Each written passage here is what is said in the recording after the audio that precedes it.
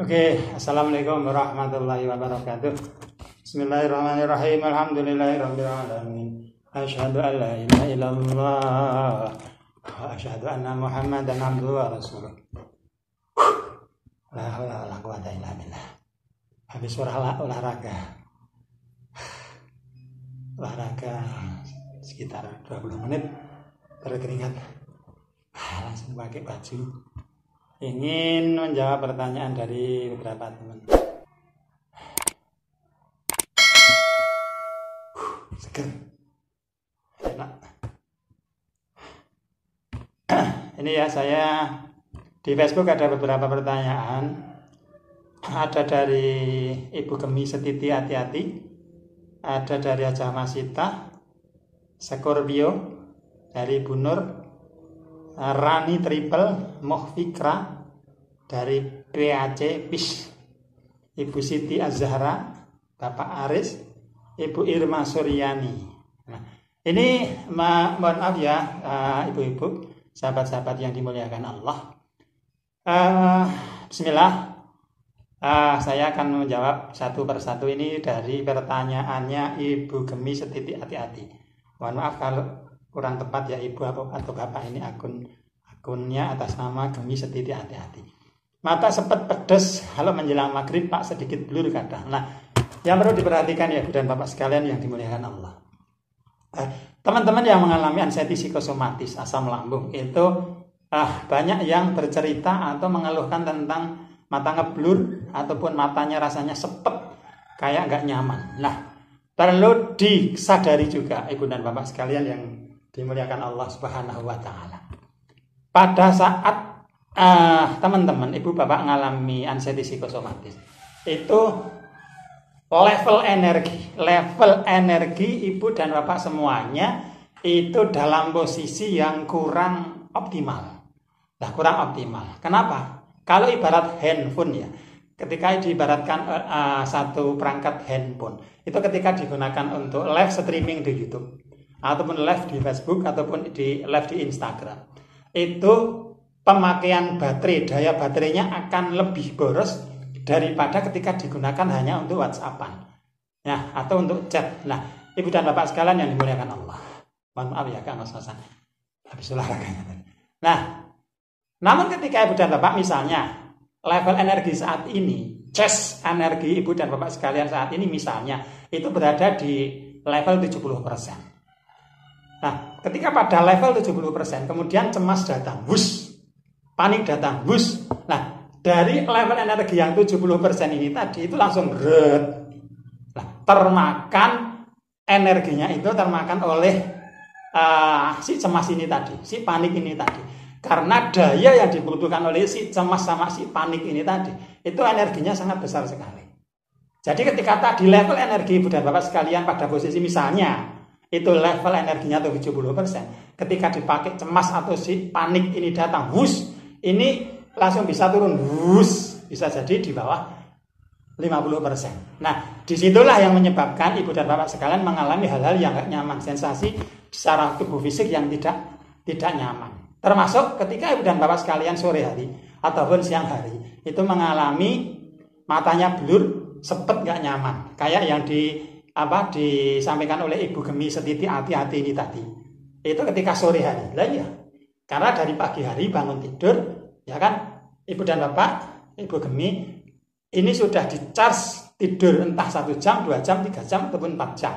Pada saat tidur itu adalah proses mencas energi, recovery energi. Nah, selain istirahat, tidur, relaksasi, itu apa saja yang bisa mencas energi supaya level energinya naik? Olahraga. Itu yang kedua ya, olahraga. Kemudian apalagi yang ketiga adalah makan makanan nutrisi yang memang mempunyai sumber energi yang tinggi. Itu yang ketiga. Nah, Ibu dan Bapak sekalian. Nah, yang nomor 4 adalah berkalimat berucap yang positif. Berkalimat atau berucap berafirmasi yang positif, yang membangkitkan sistem tubuh kita menjadi lebih berenergi. Ya, tunjukkan bahwa Ibu dan Bapak sekalian itu mempunyai level energi yang lebih baik lagi, dibuktikan dengan berucap berkalimat-kalimat yang optimis, membangun semangat diri Ibu dan Bapak sekalian. Nah, bukan sebaliknya. Bukan sebaliknya apa? Bukan sebaliknya setiap hari, setiap saat mengucapkan kalimat-kalimat yang tidak membangun semangat ibu dan bapak. Justru malah meruntuhkan semangat ibu dan bapak sekalian untuk bangkit, untuk sembuh. Nah, misalnya apa?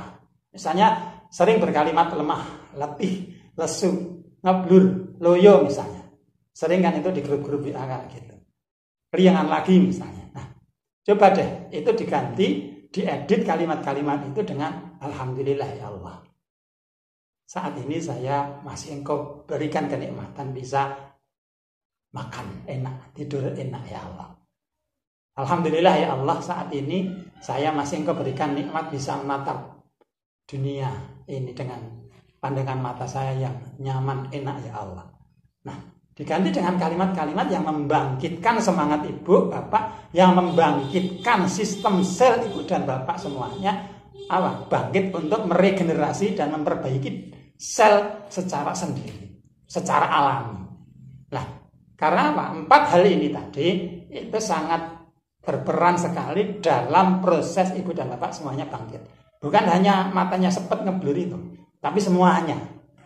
Ya. Nah, fokus untuk pertanyaan dari Ibu Gemi Setiti hati-hati ini ya, dikhususkan di sore hari kenapa matanya sepet ngeblur, yaitu wajar. Karena apa? Dari pagi sudah makan, sudah olahraga mungkin, ataupun sudah dicas dengan tidur, energinya sudah sedikit naik. Nah, namun digunakan untuk aktivitas, ya kerja, ya mikir, ngasuh anak, masak dan lain sebagainya. Ketika pada saat itu ibu berpikir hal-hal yang negatif, misalnya kalau nanti kambuh lagi gimana, kalau nanti ngeblur lagi gimana, kalau jangan-jangan misalnya. Nah, itu yang men-trigger menyebabkan ibu dan bapak atau Ibu Gemi Setiti hati-hati ini energinya merosot lagi, seret. Nah, energinya turun. Nah, itu misalnya baru jam 7, jam 8 udah ngeluh dan lain sebagainya, energinya udah berkurang lagi. Nah, dicas lagi makan, olahraga misalnya, atau relaksasi dengan audio relaksasi, naik lagi, ngeluh lagi, apalagi kena hantaman serangan panik, jeleng misalnya, panik datang, jeleng, itu udah langsung zret, energinya kepake. Nah, makanya tidak heran ketika siang hari ataupun sore hari atau bahkan maghrib itu Ibu Gemi Setiti hati-hati itu mengalami mata ngeblur dan tidak nyaman. Selain itu, Ibu Gemi ini juga mengalami yang namanya apa? Trauma.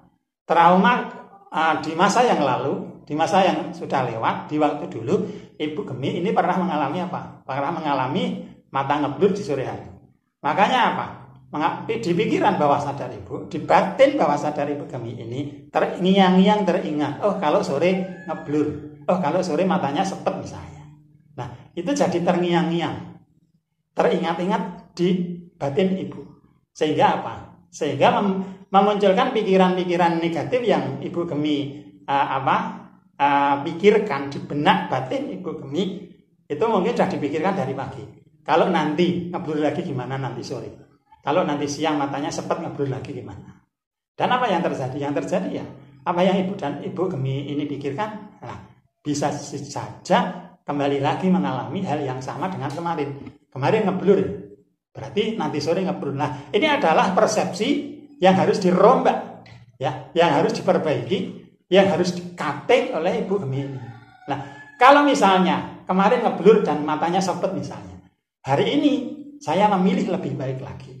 Itu tanamkan di pikiran, tanamkan di batin Ibu Gemi ini. Kemarin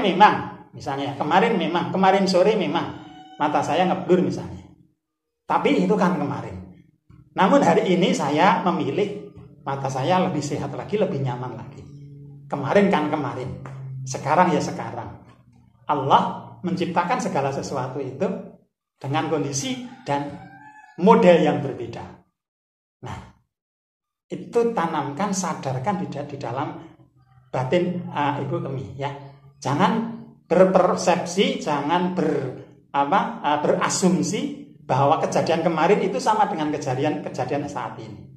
Kemarin itu ya kemarin itu sudah lewat, itu sudah masa lalu.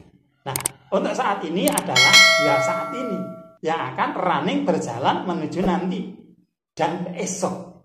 Nah, tanamkan di dalam batin benak Ibu Gemi itu bahwa saya memilih hari ini dan selamanya. hari ini, nanti, dan selamanya itu saya lebih baik lagi, saya lebih sehat lagi, mata saya lebih nyaman lagi.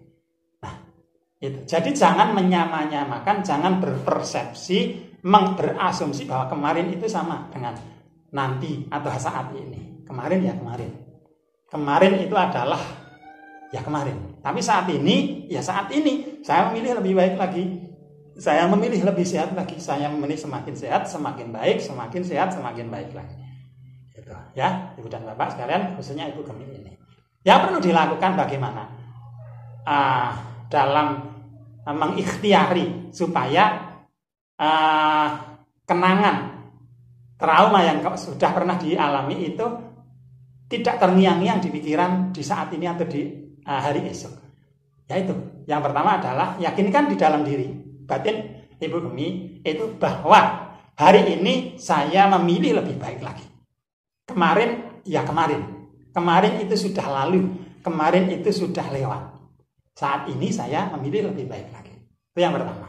Yakinkan di dalam diri bahwa saat ini memilih lebih baik lagi dan selamanya.